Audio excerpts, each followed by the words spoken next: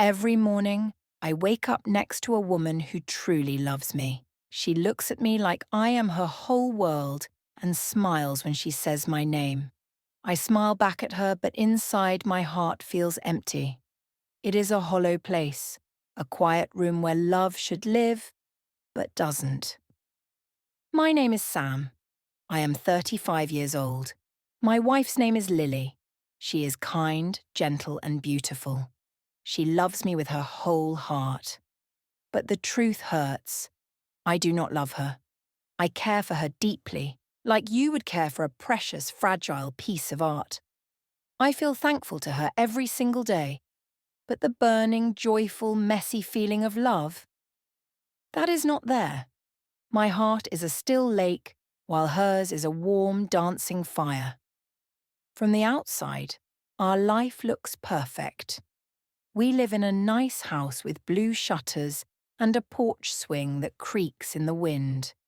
I have a good job in an office and a good car that never breaks down.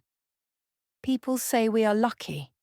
They see us at the supermarket picking out fruit together and they smile. They see us at summer barbecues where she stands close to me, her hand resting lightly on my back. They say we are happy. They do not see what is really happening. They don't see how I sometimes stand in the shower for too long just to be alone with the noise. They don't see how I read the newspaper line by line at breakfast. Not really reading, just hiding behind the pages. Every morning, Lily wakes up early and makes breakfast for me. The kitchen smells of coffee and warm bread.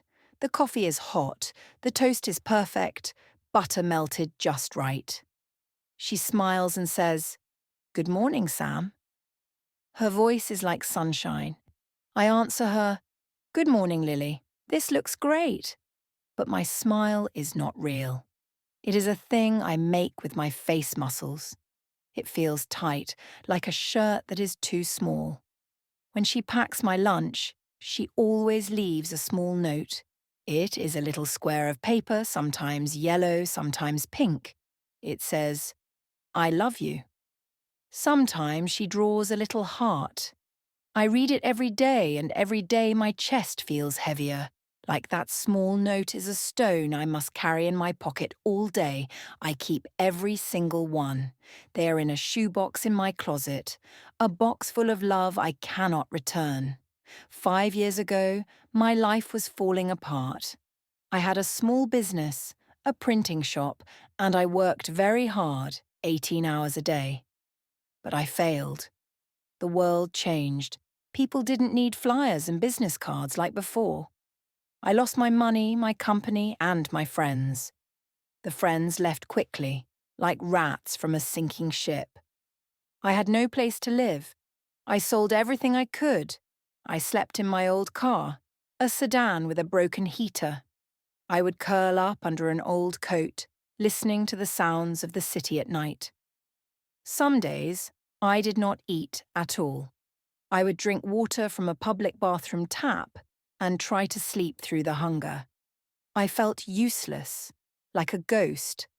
I felt invisible, like people's eyes just passed right through me. I felt completely terribly alone. I truly believed my life was over. I was a book that had reached its last page.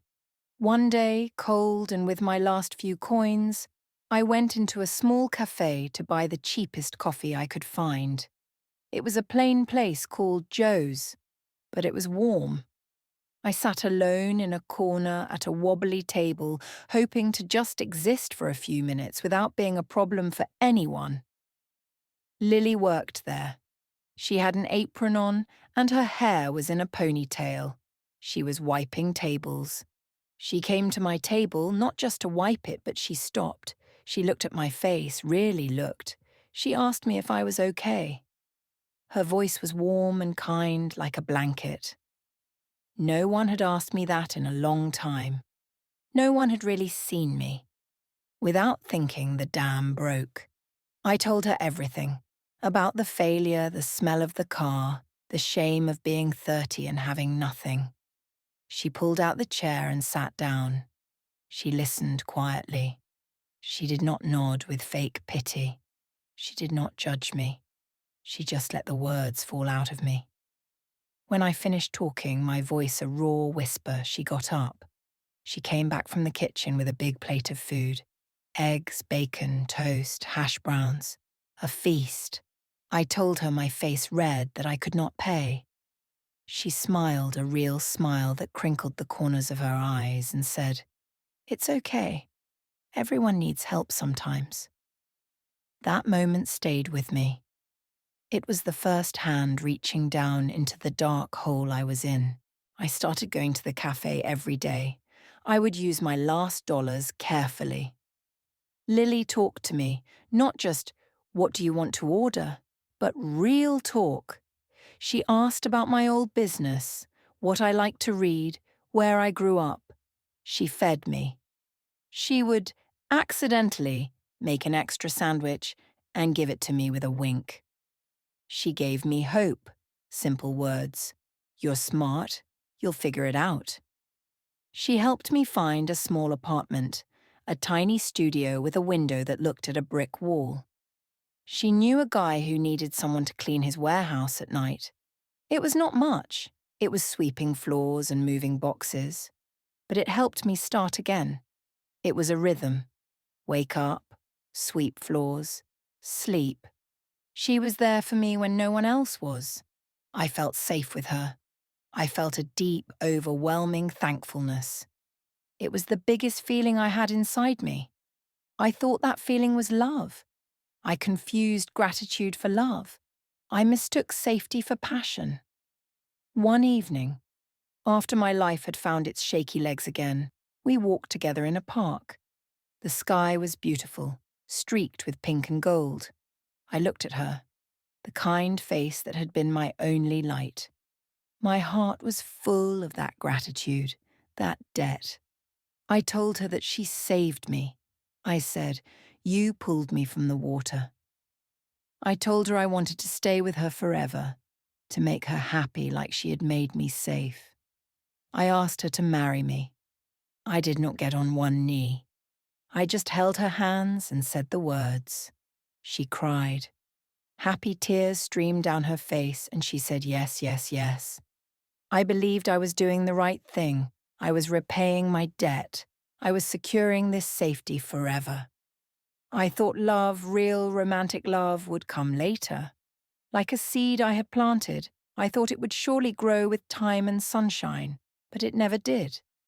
The seed was not there. I had planted a stone. Years passed, and Lily's love only became stronger. It was a steady, bright flame. When I got sick with a bad fever, she took time off her own job. She stayed home to care for me. She brought me soup on a tray with a little flower in a glass next to it. She gave me medicine at the right times. She sat beside my bed, holding my hand, reading her book, just being there. She did everything for me. She remembered my parents' birthdays when I forgot. She learned to fix my favorite meal from a recipe online. She was a perfect wife. And that made my guilt even worse. It was a heavy coat I wore every day. I kept asking myself in the quiet moments why I could not love her. What was broken in me? She was everything good. And I felt nothing but a deep, painful fondness and a prison of my own making. Last night, Lily cooked my favourite food, a chicken dish with mushrooms and cream. She lit candles on our dining table, the nice ones we save for birthdays. The room was soft with light and shadow. She held my hand across the table. Her hands are always warm. Her eyes were full of happiness, a sparkling, hopeful kind. She said our life was beautiful. She talked about the house, our trips, our quiet weekends. Then she squeezed my hand. Her voice was shy but excited. She asked if we could make it even better. "Sam," she said, "what do you think about us having a baby?" In that moment, I felt frozen. The candle flames seemed to stop moving. The sounds of the house disappeared. A baby. A real, living person. It would mean living this lie forever. It would mean tying another soul to my performance. She was dreaming of a loving family, of a child with my eyes or her smile. She was dreaming of laughter in the halls and tiny hands. But I could not give her real love. How could I create a family on a foundation of quiet emptiness? A child would need a real father, not an actor playing one. A child would sense the hollow spaces where my love should be. My hands started to shake. I pulled them back and put them in my lap so she wouldn't see. My heart beat fast, a wild drum against my ribs. I could hear the blood rushing in my ears. I looked at her face, so open, so full of trust and future. I knew I could not keep pretending, not for another day. The lie was too big now.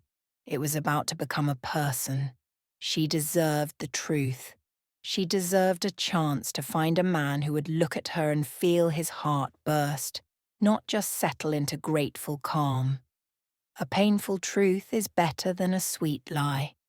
A sharp cut heals cleaner than a long, festering wound. I looked at her smiling face, waiting for my answer. I felt weak inside, dizzy. The words were there, a tangled knot in my throat for 5 years. I opened my mouth. The air felt thick. "Lily," I began, and my voice cracked on the first syllable. Her smile faded just a little, replaced by a look of concern. "Lily," I said again, stronger now, forcing the words up from the depths of my guilt. "We need to talk. About everything." I saw the confusion in her eyes, the first flicker of fear. The candles flickered too, as if a cold wind had blown through the room, though the windows were closed. The truth, once started, could not be stopped.